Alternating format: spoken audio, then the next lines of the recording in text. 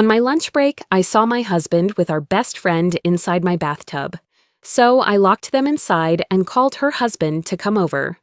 There are specific moments in life that change you forever in the blink of an eye. They are these shattering instants where everything you thought you knew about your world crumbles right in front of your face, leaving you standing in the wreckage. Mine arrived on a completely ordinary Tuesday when I decided to drive home to pick up some marketing materials I had foolishly left behind. My name is Melissa Crane, and I was a 36-year-old woman who truly believed she was living a perfect life. I had 12 years of marriage under my belt with my husband Jason, 2 beautiful children, Zoe, 11, and Noah, 9, and a successful career as a marketing manager at a growing tech firm downtown. We lived in a gorgeous colonial house in Maplewood Heights, a family-friendly neighborhood where everyone knew each other's children's names and borrowed cups of sugar without hesitation. I had neighbors that I considered family, especially Amanda Walsh, who lived just 3 houses down with her husband Paul and their twin boys, Casey and Drew. Amanda and I had become inseparable since they moved to the neighborhood 5 years ago. We carpooled kids to soccer practice, shared wine on Friday evenings while the children played in our backyards, and texted each other daily about everything from work stress to parenting victories. She was the first person I called when Noah broke his arm last spring, and I was the one who held her hand through her father's cancer diagnosis 2 years ago. Our friendship had been a lifeline during the challenging transition when I returned to work full-time after Noah started school. Amanda understood the guilt of missing school events for client presentations, the exhaustion of trying to be everything to everyone. She often watched my kids when I had late meetings, and I reciprocated when Paul traveled for work. I trusted her with my children, my secrets, and my vulnerabilities in ways I had never trusted another woman. That morning had started like any other in our well-orchestrated household routine. Jason had his coffee while reviewing quarterly sales reports on his laptop. I packed lunches while simultaneously answering urgent emails from our biggest client, and the kids fought over who got the last granola bar. Zoe complained about her science project deadline while Noah searched frantically for his soccer cleats. The beautiful chaos of suburban family life that I had worked so hard to create and maintain. But there was something different in the air that Tuesday morning, something I couldn't quite identify. Jason seemed more distracted than usual, constantly checking his phone during breakfast and giving me half answers when I asked about his day. When I mentioned that I might come home for lunch to grab some forgotten files, he quickly suggested I should just stay at the office and order takeout instead. His insistence struck me as odd. He usually encouraged me to come home when I could. I had also noticed subtle changes in Amanda recently. She had been less available for our usual coffee dates, claiming she was busy with the twins' activities. But when I saw her Instagram posts, she seemed to have plenty of time for solo shopping trips and mysterious me-time adventures. Her recent posts had an almost secretive quality, photos taken in locations I didn't recognize, captions about finding happiness in unexpected places. I drove to the office with that strange feeling of unease following me like a shadow. All morning, while I was reviewing campaign analytics and preparing for a crucial client presentation, I couldn't shake this sense of restlessness. It was the kind of intuitive warning that mothers develop, that sixth sense that tells you something isn't right, even when you can't articulate what it is. Around noon, as I was finalizing a proposal for a major tech startup's rebranding campaign, I realized I had left my client research files at home. These weren't just any files, they contained months of market analysis, competitor research, and consumer insights that I absolutely needed for a 3 o'clock meeting with potential investors. The presentation could make or break our agency's biggest contract of the year. I had no choice but to drive back and retrieve them. I told my assistant Jennifer I needed to step out for an hour to handle a personal matter, never imagining that this simple errand would become the moment that divided my life into a before and an after. Jennifer offered to reschedule the 3 o'clock meeting, but I assured her I'd be back in plenty of time. The 15-minute drive home felt strangely ominous. As I pulled into our circular driveway, the first thing I noticed was Amanda's silver Honda Pilot parked right in front of our garage, blocking Jason's usual exit path. That struck me as odd because Amanda always parked in her own driveway or courteously on the street when visiting. She had never parked so boldly in our driveway before, not even during our Friday wine nights when she stayed late. I unlocked the front door with my key, and the silence hit me immediately. The house felt different, charged with an energy I couldn't name. It was too quiet for 3 people to be inside. Jason always listened to classic rock when he worked from his home office, and if Amanda was visiting, I would expect to hear conversation or laughter echoing through our open-concept main floor. "Jason!" I called out from the foyer, my voice echoing slightly in the unusual stillness. "Amanda?" No response, just the hum of our central air conditioning and the distant sound of water running somewhere upstairs. I walked through the kitchen, thinking maybe they were on our back deck discussing Amanda's latest neighborhood drama or perhaps planning something for the upcoming block party. But the sliding door was closed, and I could see through the glass that the deck was empty. Their shoes weren't lined up by our front door, which was Amanda's fastidious habit whenever she visited, a quirk I had always found endearing. The breakfast dishes were still in the sink, exactly as I had left them that morning, which meant Jason hadn't bothered cleaning up during his coffee break. Unusual for him, since he'd been working from home more frequently and typically used his breaks to maintain our household's organization. He took pride in keeping things tidy during the day so I could relax when I got home from work. Then I heard it. The sound that made my blood freeze in my veins and my maternal instincts scream danger. It was the unmistakable sound of our hot tub jets running. Our hot tub, which was located in the master bathroom suite that Jason and I had renovated 3 years ago as our personal sanctuary after a particularly stressful period at work. The hot tub that was supposed to be our private retreat from the demands of career advancement and parenting 2 active children. My first instinct was to find a logical explanation. Maybe Amanda had come over because something was wrong with their plumbing again. The Walshes had dealt with recurring issues since moving in. Maybe there was some kind of emergency that required her to use our facilities. My mind desperately grasped for any scenario that would preserve the safe, predictable world I had built around my family. But as I climbed the stairs, each step feeling heavier than the last, I could hear voices. Quiet, intimate voices. Voices that shouldn't be together in my private space, speaking in tones that sent warning signals through every fiber of my being. I walked down the hallway toward our master bedroom, my heart hammering so loudly I was sure it would give away my presence.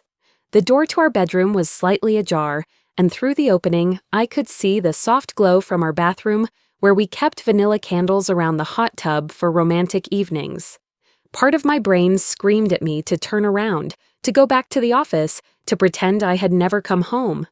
But the other part of me, the part that had built a successful marketing career by facing difficult market research and making data-driven decisions, pushed me forward. I needed to see what was really happening in my own home. I placed my hand on the bathroom door and took a deep breath. What I was about to see would either confirm my worst fears or prove that my imagination had run wild with innocent circumstances.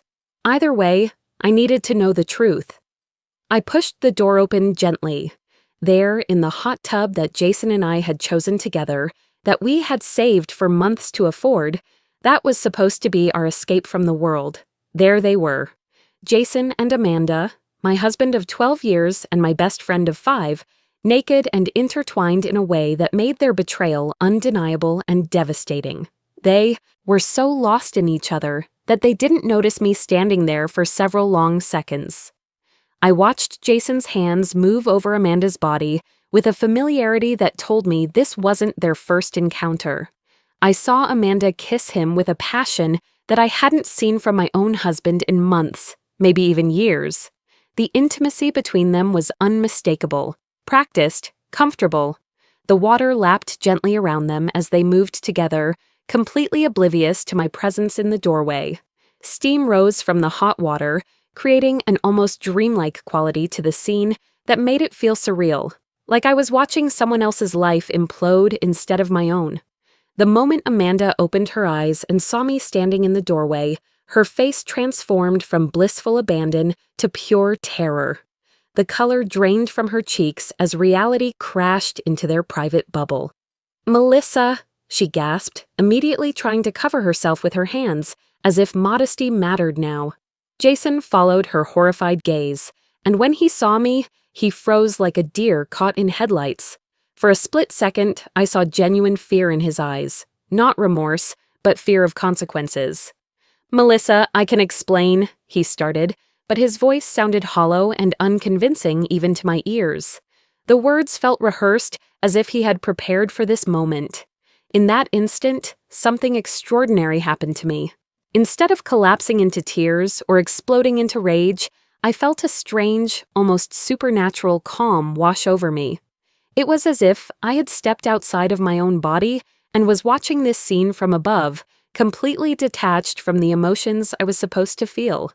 The marketing executive in me kicked in, the part of me that could analyze crisis situations and develop strategic responses. "Stay exactly where you are," I said, my voice steady and cold in a way that surprised even me. The authority in my tone came from somewhere deep inside that I didn't even know existed. Jason started to climb out of the hot tub, water cascading off his body. "Melissa, please, let me—" "I said, don't move," I repeated with such firmness that both of them immediately stopped. Something in my demeanor had shifted completely, and they could sense it. I closed the bathroom door with a decisive click, and without hesitating for even a second, I turned the lock. The sound echoed through the silence like a gunshot, final and irreversible. "Melissa, what are you doing?"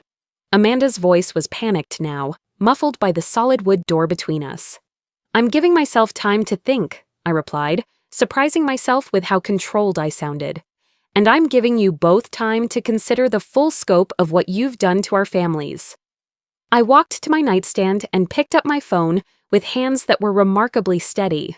For the first time in my adult life, I was going to make decisions based purely on what I needed, not on what would make everyone else comfortable or minimize conflict. The first call I made was to my office. I spoke to Jennifer with complete composure, explaining that a family emergency had come up and I wouldn't be returning that afternoon. I asked her to reschedule the 3 o'clock presentation and to pull together our backup research materials for the following day. My professional voice never wavered, even as my personal world was crumbling. The second call was more strategic. I contacted Margaret Foster, the sharp, no-nonsense divorce attorney that my colleague Kelly had used when her marriage imploded 2 years ago. I had always remembered Kelly's advice. If you ever need a shark in the courtroom, Margaret is your woman. "Margaret, this is Melissa Crane. Kelly Williams referred me to you a while back. I need to schedule an emergency consultation. I've just discovered my husband in a compromising situation, and I need to understand my legal options immediately." The third call was the hardest, but also the most necessary. "Paul," I said when he answered his work phone, "this is Melissa. I need you to come to my house right now. There's something you need to see about Amanda, and it can't wait." While I waited for Paul to arrive, I did something I had never done in 12 years of marriage. I went through Jason's phone, which he had carelessly left on our dresser when he went to use the hot tub. He had left it unlocked and completely accessible, a testament to the trust we had supposedly maintained throughout our marriage. After 12 years together, we had always prided ourselves on complete transparency. The bitter irony wasn't lost on me as I swiped to open his messages. What I found there shattered any remaining illusions I might have had about the scope of their betrayal. The text thread between Jason and Amanda went back 8 months. 8 months of carefully orchestrated deception that had been happening right under my nose while I juggled client deadlines and school pickup schedules. The messages started innocently enough, discussions about neighborhood events and casual comments about their spouses. But they quickly escalated into something that made my stomach turn. "Good morning, beautiful," sent while I was making breakfast for our children. "I can't stop thinking about last night," texted while I was in client meetings, working to secure our family's financial future. 8 months of quick errands that were actually rendezvous at cheap motels on the outskirts of town. 8 months of Jason's supposed late gym sessions and Amanda's mysterious book club meetings that never seemed to involve any actual books. They had created an elaborate web of lies so intricate it would have impressed a professional con artist. But what cut the deepest weren't the romantic declarations or even the explicit details of their physical relationship. It was how they talked about Paul and me. We were punchlines to their private jokes, obstacles to be managed, fools to be manipulated. Melissa is so focused on her campaigns, she wouldn't notice if we did it on her desk, Amanda had written just 3 weeks ago, followed by crying, laughing emojis. That's what I love about you, Jason had replied. You're everything she's not. Spontaneous, fun, adventurous. She's become so predictable, so obsessed with being the perfect working mom. Reading those words felt like being stabbed repeatedly. The woman they described wasn't someone who had sacrificed her own spontaneity to create stability for our family. She was just boring, just predictable, just an inconvenience to their grand romance. The message that made my hands shake was from just last week. "Do you think we should tell them soon?" Amanda had asked. "I feel guilty sometimes, especially about Melissa. She trusts me completely with everything. Her kids, her secrets, her house key." "Not yet," Jason had replied with calculated coldness. "I need to make sure the house and custody arrangements are sorted first. My lawyer says if I can prove she's too focused on work to be the primary parent, I might get majority custody. Give me a few more weeks to document her long work hours and business trips." They weren't just cheating on us. They were systematically planning to destroy our families while ensuring they came out unscathed, possibly even taking our children in the process. The betrayal was so comprehensive, so methodical, that it took my breath away. 20 minutes later, I heard Paul's truck in the driveway. Through our bedroom window, I could see him climbing out, still in his work clothes from the engineering firm where he managed infrastructure projects. He looked exactly like I had felt an hour ago, confused, worried, and completely unprepared for what was about to shatter his world into a million pieces. I walked downstairs and opened the front door before he could knock. Paul stood there with genuine concern written all over his weathered face, the face of a man who had spent the last 5 years being a devoted father and husband. "Melissa, what's going on? You sounded so serious on the phone. Is everyone okay? Are the kids hurt?" For a moment, I hesitated. Once I spoke these words, there would be no going back. Paul's life would join mine in ruins. Casey and Drew would have to navigate their parents' divorce. His whole world would collapse just like mine had an hour ago.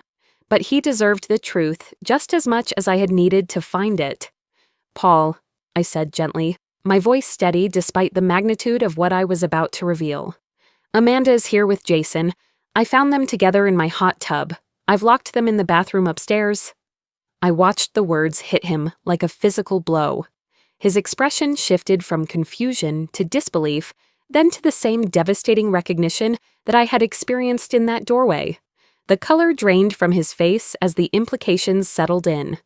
"How long?" he asked, his voice barely above a whisper. Instead of answering, I handed him Jason's phone. "You need to read their messages. All of them. It's been going on for 8 months. As Paul scrolled through the text thread, I watched his world disintegrate in real time. It was the same hollow look I must have worn when I first discovered their conspiracy.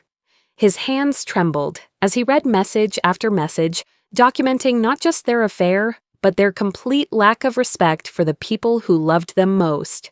The sounds from upstairs had intensified during Paul's arrival. Jason and Amanda were having a full-blown argument now, their voices carrying through the house as they turned on each other in their panic. "This is your fault," Amanda was saying, her voice shrill with desperation. "You promised me she never came home during the day. You said her schedule was predictable." "My fault?" Jason shot back, his voice rising. "You're the one who insisted we couldn't wait until tonight like we planned. You said you were tired of sneaking around. I'm sick of cheap motels and rushing around. Amanda screamed. "You promised me you'd have the divorce papers ready by now. You said you'd already talked to your lawyer about custody." Paul and I looked at each other in shared devastation. Even now, caught and exposed, they were blaming each other instead of taking responsibility for the systematic destruction they had brought to our families. "Paul?"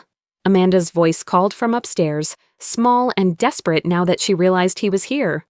"Paul, is that you? Please, let me explain. This isn't what it looks like." Paul walked slowly up the stairs, and I followed. When we reached the bathroom door, he placed his palm against the wood with the same reverence one might show at a gravestone. "Amanda," he said, his voice deeper and more serious than I had ever heard it. "I'm here, and I've seen all the text messages, every single one." The silence that followed was deafening, broken only by the sound of the hot tub jets still running, mocking us with their persistence. 8 months, Paul continued, his voice gaining strength with each word. 8 months of lies while I worked overtime to pay for family vacations. 8 months of you using our babysitting arrangements so you could destroy our marriage. 8 months of pretending to be my wife while planning your exit strategy. "Paul, please," Amanda sobbed through the door. "It wasn't supposed to happen like this. We never meant for anyone to get hurt." "How was it supposed to happen?" I asked, stepping up beside Paul, my voice cutting through her tears. "According to your messages, you were planning to leave us both anyway. You already discussed custody arrangements. You talked about taking Casey and Drew away from Paul." The quiet that followed confirmed everything we had discovered. In that silence, I could hear the sound of their careful facade finally crumbling completely. Paul looked at me with a mixture of pain and newfound determination. "What do we do now?" I thought about my children, who would be getting off the school bus in 2 hours, expecting their normal Tuesday routine of snacks and homework help.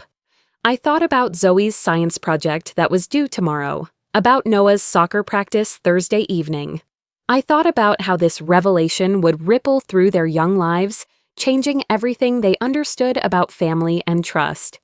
But mostly, I thought about the woman I had been this morning, someone who had dimmed her own professional ambitions to make others comfortable, someone who had ignored her instincts to maintain peace, someone who had apologized for working late while her husband used that time to betray her. "Now," I said, feeling stronger with each word, "we take control of our own stories." I unlocked the bathroom door. Jason emerged first, wrapped hastily in one of our plush white bath towels, his face red with panic and embarrassment. Amanda followed, clutching a matching towel around herself, shivering not just from the cool air, but from the magnitude of what they had lost. "Melissa." Jason reached toward me instinctively, but I stepped back as if he were radioactive. "Don't touch me," I said calmly. "You have forfeited any right to touch me ever again." Over the next hour, Paul and I orchestrated what I now call our transparency campaign. We started by recording Jason and Amanda's confessions, using our phones, documenting their admissions, not just of the affair, but of their calculated plans to manipulate custody and financial arrangements. Then came the harder conversations. I called Margaret Foster back, this time with Paul listening in, as I described the evidence we had gathered. Her response was swift and encouraging. "Melissa, this level of documented adultery and financial conspiracy gives you tremendous leverage. Jason won't be able to dictate a single term of this divorce."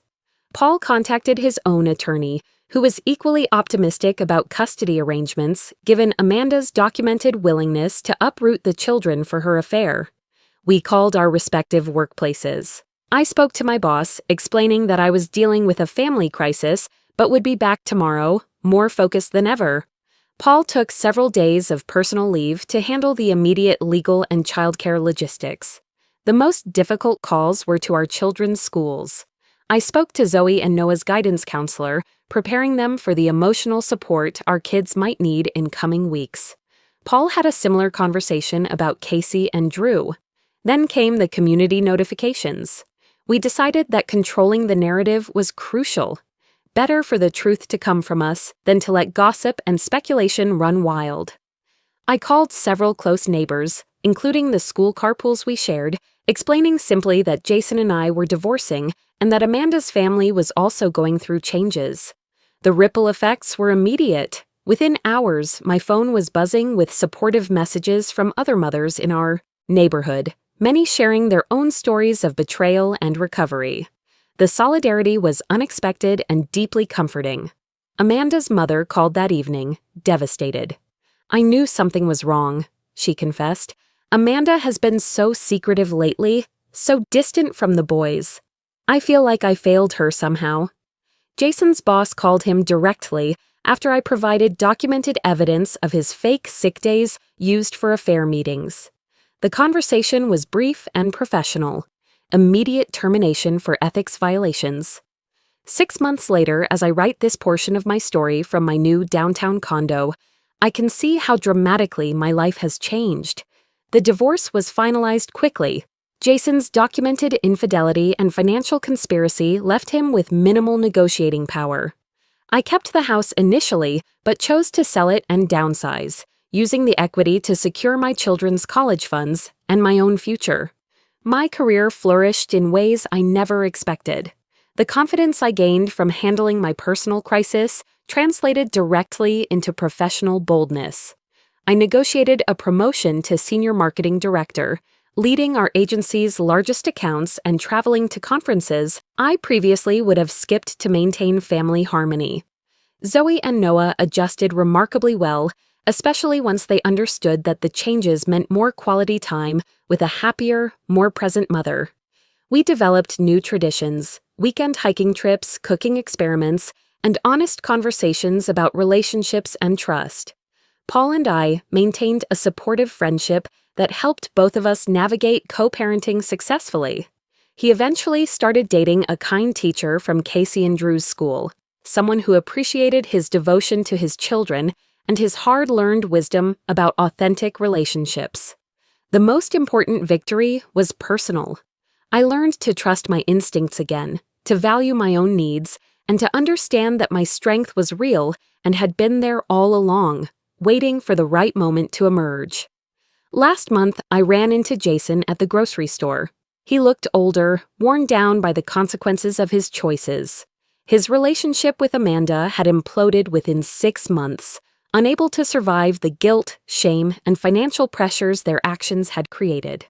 "Melissa," he said quietly, stopping his cart near the produce section, "I wanted to tell you I'm sorry for everything." I looked at him and realized with surprise that I felt nothing.